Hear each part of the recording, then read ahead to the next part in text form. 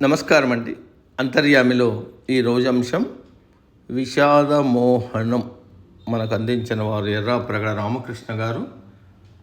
వివరిస్తున్నది మీ విజయభాస్కర్. ఎందరో అవతారమూర్తుల గురించి పురాణాలు మనకు వివరించాయి. అందరిలో ప్రత్యేక విలక్షణమూర్తి శ్రీకృష్ణుడు. ఆయన బాల్యం అటు లీలా మాధుర్యానికి అటపట్టు, ఇటు అనంత దార్శనిక సూత్రాల తేనెపట్టు. ఆయన శృంగార మహత్వం లౌకిక దృష్టికి సమ్మోహనం, అలౌకిక దృష్టికి విలక్షణం. ఒక రకంగా గొప్ప రాజనీతిజ్ఞుడు, మరో కోణంలో మహా విషాద నాయకుడు. ముఖ్యంగా అరిషడ్వర్గాలను మోక్ష మార్గాలుగాను స్వర్గద్వారాలుగాను అద్భుతంగా నిరూపించాడు ఆయన.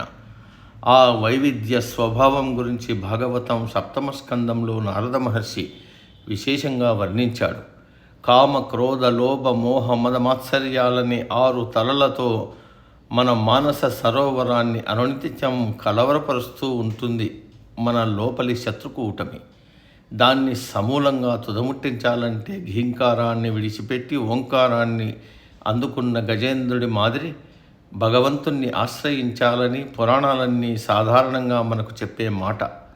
కృష్ణుడి ప్రత్యేకత ఏమంటే ఈ 6 ఆయుధాలుగా సాధనాలుగా మార్చుకుని వాటి సాయంతోనూ తనను పొందవచ్చునని హామీ ఇచ్చాడు ఆయన.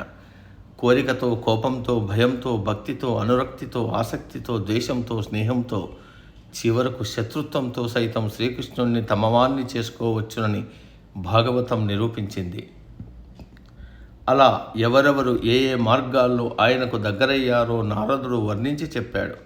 దారి ఏదైనా గమ్యం ఒక్కటే అన్నాడు ఆయన ధర్మరాజుతో. ఉదాహరణకు మనం చెప్పుకున్న శత్రువర్గంలో కామం మొదటిది. దాని ద్వారానే గోపికలు హరిని సొంతం చేసుకున్నారు. కామం అంటే కోరిక, ఆసక్తి, అనురక్తి. తనకు దక్కాలని తహతహ.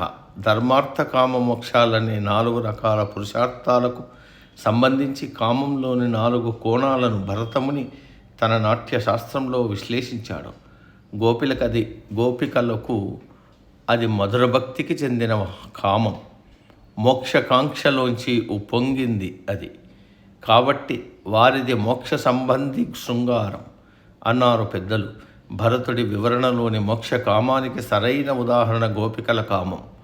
కోరికతో గోపికలు, భయం చేత కంసుడు, అసూయ ద్వేషలతో శిశుపాలాదులు, చుట్టరికం రీత్యా యాదవులు, ప్రేమాభిమానాల మూలంగా పాండవులు, భక్తి కారణంగా మునిజనులు శ్రీకృష్ణుడికి చేరువయ్యారు అన్నది నారద మహర్షి విశ్లేషణ. ఇదే విధంగా ఇతరత్ర భాగవత భక్తుల గురించి, వ్యక్తుల గురించి సమీక్షిస్తే శ్రీకృష్ణుడు ఎన్ని విధాలుగా మోక్ష మార్గాన్ని పరిచయం చేశాడో తెలుస్తుంది.